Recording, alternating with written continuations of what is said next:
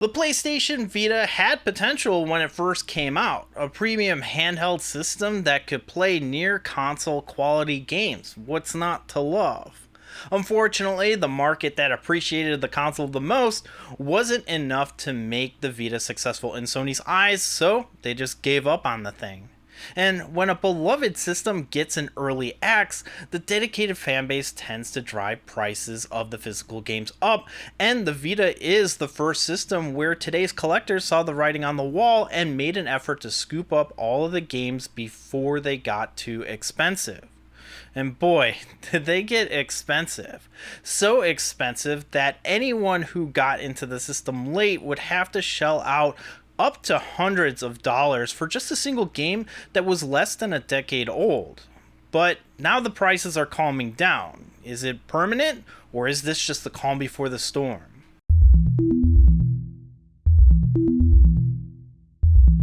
Welcome to Retronomics, the series that follows price trends in video games, and if you like what you see, consider subscribing for future content. Today, by popular demand, we're taking a look at PlayStation Vita prices, and over the past 2 years, like with almost every system, Vita prices have spiked wildly, leaving people to believe that the collecting scene as a whole would be for only people with deep pockets. Well, I got some good news and bad news. The good news is that game prices are the most consistent that they've been in the past 2 years. The bad news is that game prices aren't gonna go down to pre-pandemic levels. 3 years ago, there were only 25 items listed on pricecharting.com for over $100 complete in box, with the most expensive Vita game being $500. Now, the most expensive Vita game is over $4,000, and that top game in 2019 isn't even in the top 5 despite increasing $100 in value. Of course, comparing 2019 to 2022 prices isn't really insightful. Of course, video games have gotten more expensive. And that's why I took the suggestions from my subscribers and tracked the prices of 23 complete in-box PlayStation Vita games from North America. All of my pricing data comes from pricecharting.com, and I also take a look at the eBay sold listings and availability on eBay to make a determination if the prices will go up, down, or stay the same. So here we go. Someone in the previous video mentioned that Epic Mickey 2, The Power of Two, was rare because it was released in Mexico. So finding a copy that's actually the North American version is pretty difficult. Price charting shows that the price plummeted, but when you look at the sold listings they reference, they're using the PAL copies, which will work on your Vita because the Vita is region free, unlike the 3DS. So maybe buy the PAL version instead of waiting for an official North American copy if you're dead set on playing this game. Gravity Rush is a game that I predicted would drop in value on my last video, and I was right. It dropped almost 50% since the last video, and it helps that Gravity Rush Remastered for the PlayStation 4 has been reprinted and is readily available.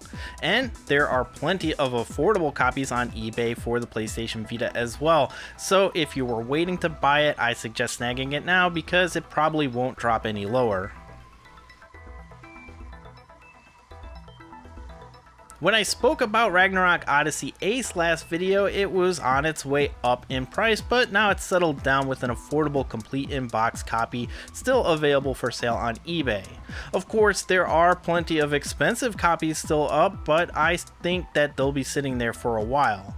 If you can't find a copy for the price that you want, just wait for it to pop up. I don't think it's going to spike as much as it did last year anytime soon.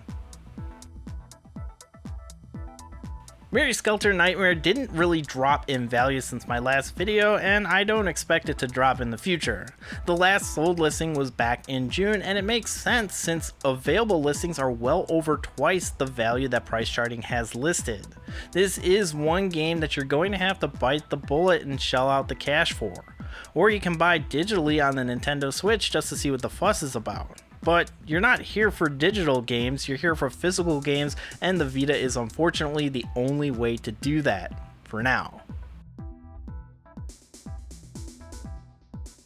Resident Evil Revelations 2 has remained fairly steady since my last video. Like I mentioned before, it's on every console for that generation, so the price will remain steady for the foreseeable future. One reason for it might be because it's not a North American copy. It was only released digitally in the States, but because of the Vita's liberal region policy, it's perfectly playable in English, so if you're interested in a physical copy, snag it.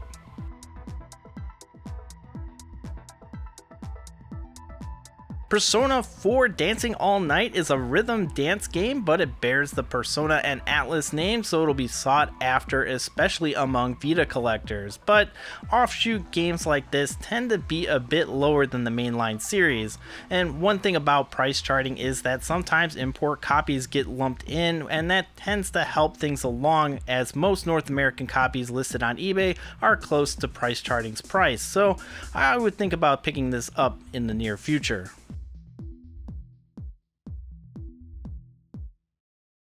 Salt and Sanctuary is a limited run title, and as you can see, the prices remain pretty much the same since last video. This was limited to 1,800 copies, and if you were thinking of getting the physical Switch version, well, that was also a limited print run, but at least it's more plentiful on eBay compared to the Vita version, so maybe consider that instead.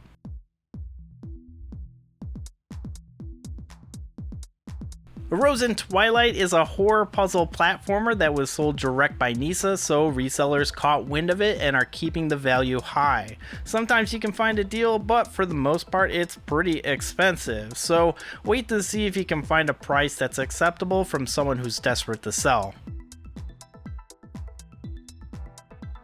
Metal Slug 3 is a limited run release, limited only to 1,500 copies, and as much as I don't like putting limited print games on my Retronomics list, the Vita is probably the only system where the majority of its library is limited print, and like with most limited print games, the price is stagnant, so you'll get lucky with a random pop-up, but it's still on a lot of different systems, so it's okay if you don't see this one as a priority.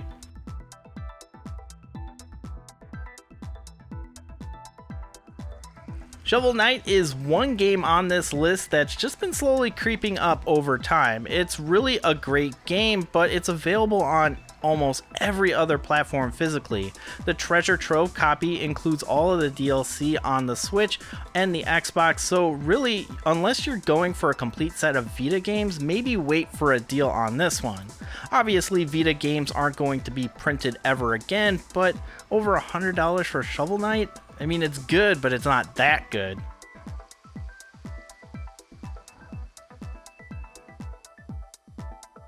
Uncharted Golden Abyss is pretty affordable, and if you're a fan of the series, it's one to pick up, as I don't think that we'll see a port in the future.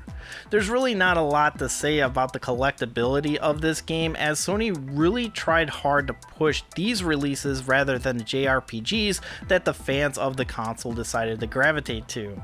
But that means that if you're looking for inexpensive good Vita games, Uncharted Golden Abyss is the game to go with.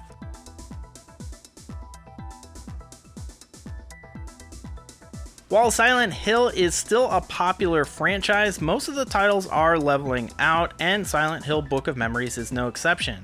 The good news is that it has dropped more dramatically, making it a good title to get for under $100 complete.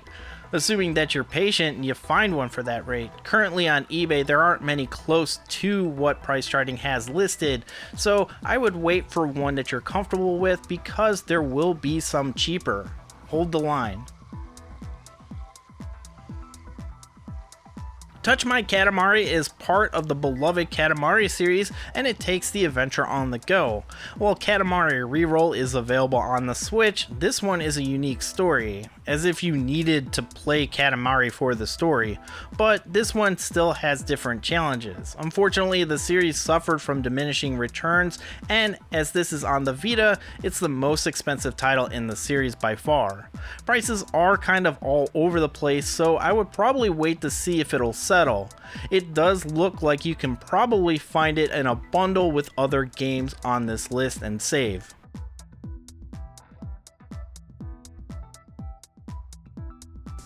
Ys 8 is super expensive on the Vita, and I'm not surprised. It's a PlayStation Vita game and an RPG of a series that up until recently was pretty niche. It's available for cheaper on other platforms if you really want to play it, but the PlayStation Vita doesn't really have that many copies available on eBay, so the price listed reflects that. I would keep an eye out for a price that you're comfortable with and pull the trigger when you see it, because it'll be a while before it pops again at your price point.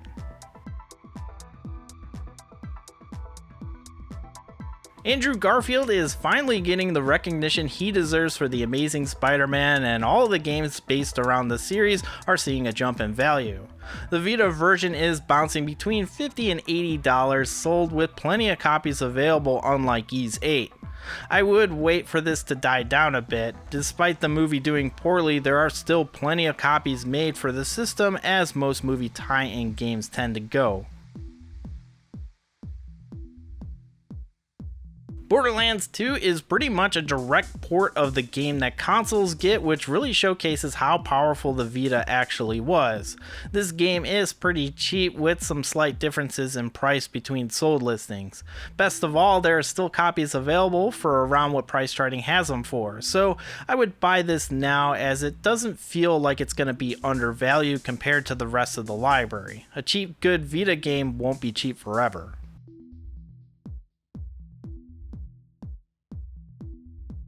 Tales of Hearts R is a Tales game, and like I mentioned in my 3DS video, those are seeing a bump in value after the new game in the series made it onto the Nintendo Switch. Luckily, the spike happened last year and the price is now about half of what that was, but it is on the rise again, so I'd probably buy one now at the current price, as it isn't as plentiful as Borderlands 2. Also, RPGs and Vita go together like white on rice, so I would snap it up now.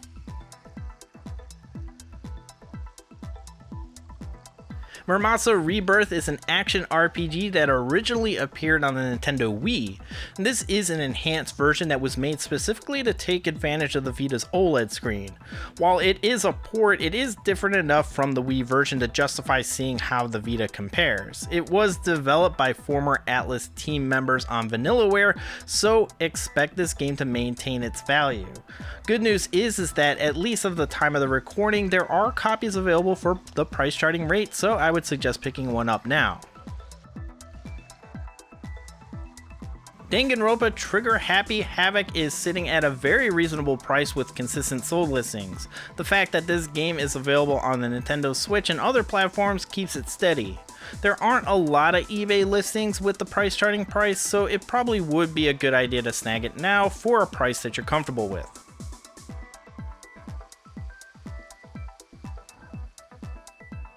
Senran Kagura Estival Versus is also available on the PlayStation 4. Like I mentioned on my 3DS video, these games are actually fun to play despite the cover art. I would suggest keeping an eye out for this game to pop up for a price that price charting has it listed at. It's not exclusive to the Vita, so it is bound to pop up for an affordable price in the immediate future. I don't think that it will jump significantly in that time either, but hey, I'm sure someone will tell me in 6 months how expensive this game is. Just keep an eye out. God of War Collection contains the first two God of War games that were first released on the PlayStation 2 and then re-released on the PlayStation 3, so it is reasonably priced and will probably hold its value for the foreseeable future. There are bigger titles for the Vita that people are going for, specifically the ones exclusive to the platform, but as the Vita gets older, it's going to be more difficult to find these games, so don't wait too long.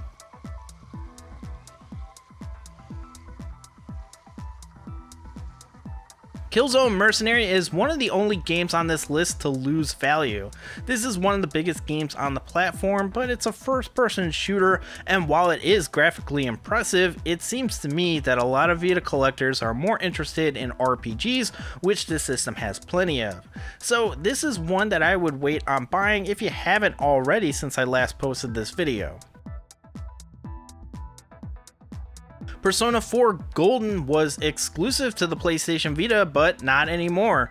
The game is now available on the Switch, PC, and Xbox Series, but time will tell if a physical version will come out for those systems, so for now I would wait to see if you can find one on the cheap. There are some open bid that are going for less than the going rate on price charting, so maybe you can start a trend.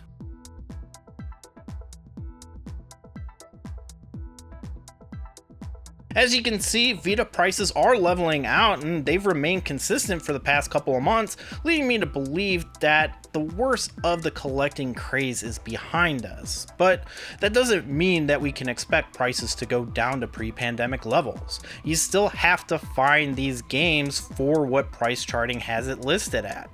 And like I mentioned, there are some games that are a bit scarcer than others, so it's not like the prices will remain the same forever. It's just that it seems unlikely that we'll see drastic spikes like we did in the past 2 years, where games increased in value 40 to 200% across the board. Ultimately, this reinforces what I've been saying since I started following price trends 4 years ago. There is no bubble. We have wild spikes that drive prices to absurd levels, and eventually it corrects itself, but the median price is almost always higher than what it was before the spike. And the PlayStation Vita is in a unique position because it's not like the game sold well in the first place. You can point to other popular consoles where their popular games just plummeted in value, but even the most popular Vita games are still kind of pricey, and while they have leveled off, they will remain valuable for years to come. But the good news is that some of the more expensive games aren't exclusive to the Vita anymore, which means that if you did miss out on the Vita, you can still play the games, and as a collector of the system, the competition from people just wanting to play these games has diminished. Just don't expect these games to be clearance prices ever again. That's gonna do it for this episode of Retronomics. If you enjoyed this episode, give it a like and share it with those who might find it interesting. I have more episodes planned, so if you like this content and you're not subscribed, make sure you do so you'll never miss an episode. You can also follow me on Instagram and Twitter at Nicktendo. Thanks so much for watching. I'm Super Nicktendo, and I'll see you next time.